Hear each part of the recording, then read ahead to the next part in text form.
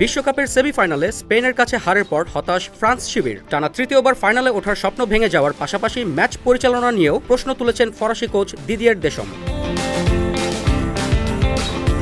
পুরো টুর্নামেন্টে দাপুটে ফুটবল খেললেও সেমিফাইনালে স্পেনের কাছে 2-0 গোলে হেরে যায় ফ্রান্স।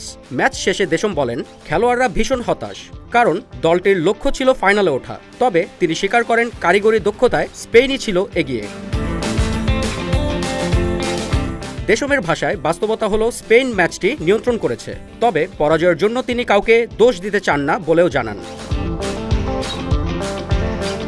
এদিকে ম্যাচের রেফারিং নিয়েও অসন্তোষ প্রকাশ করেন ফরাসি কোচ। প্রথমার্ধে লামিন ইয়ামালের ওপর ফাউলের ঘটনায় স্পেন যে পেনাল্টি পেয়েছিল সেই সিদ্ধান্ত নিয়ে প্রশ্ন তোলেন তিনি। দেশম বলেন, বিশ্বকাপের সেমিফাইনাল পরিচালনার জন্য প্রয়োজনীয় মান রেফারির ছিল কিনা সেটিই বড় প্রশ্ন, যদিও তিনি স্পষ্ট করে কোনো অভিযোগ আনেননি।